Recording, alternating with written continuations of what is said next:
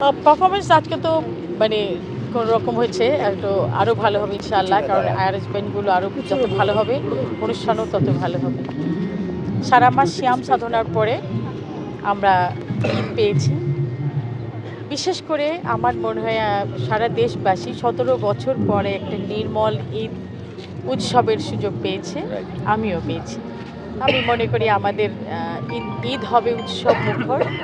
প্রতিটি ঘরে ঘরে ঈদের আনন্দ থাকবে, বড়দের আশীর্বাদ থাকবে, দোয়া থাকবে, ছোটদের আদর স্নেহ মমতা সব মিলিয়ে আমরা প্রত্যেক দেশের প্রত্যেকটি ঘরে ঘরে প্রত্যেকটি পরিবারের মধ্যে ঈদের উৎসব চলবে ইনশাআল্লাহ। আলহামদুলিল্লাহ, আল্লাহর অশেষ মেহেরবানি।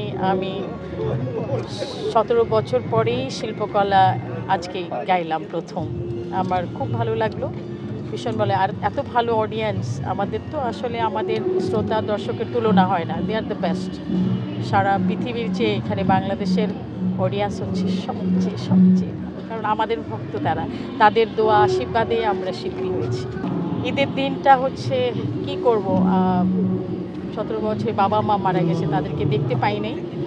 ঈদের সময় তাদের কবরে যাব, দোয়া করব। আমার সেই সাথে আমার সকল কবরবাসী যারা আছেন তাদের প্রতি দোয়া প্রদর্শন করব, দোয়া কামনা করব।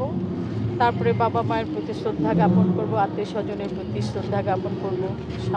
সামাজিক বন্ধন যাদের সঙ্গে আছে, দেশের মধ্যে আমাদের সামাজিক সম্পর্কের, রাজনৈতিক সম্পর্কে সকলের প্রতি আমার ঈদের শুভেচ্ছা জ্ঞাপন করছি এবং সেই সাথে ভালোবাসা জ্ঞাপন করছি। নীলফামারী থেকে আমি কাজ করেছি, ওটা আমার জন্মস্থান। কাজ করেছি, তো এটা তো আপনারা দেখতেই পেয়েছেন, এটা নিয়ে কিছু বলার নেই। এখন ইনশাআল্লাহ সামনে ভালো সময় আসবে, তখন দেখবেন।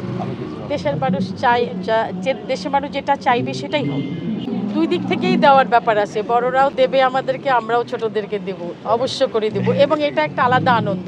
এই ঈদই কিন্তু ছাড়া যাবে না, ঈদই নিতেই হবে, সবার কাছ থেকে নিতে হবে। একটু তো ঘোরাঘুরি করব, সকালবেলায় বের হব, আমাদের প্রধানমন্ত্রীর সঙ্গে দেখা সাক্ষাৎ করব, শুভেচ্ছা বিনিময় করব। আজ প্রথম এত বছর পরে তিনিও 17 বছর পরে ঈদ উৎসব করছেন, সবার সঙ্গে শুভেচ্ছা বিনিময় করবেন, সেটা আমরা অংশগ্রহণ করব সেখানে। এটা আর সারাদিন ব্যাপী সকলের সঙ্গে শুভেচ্ছা বিনিময় করব, টেলিফোনে করব, হয়তো আশেপাশে যেতেও পারি। এই তো।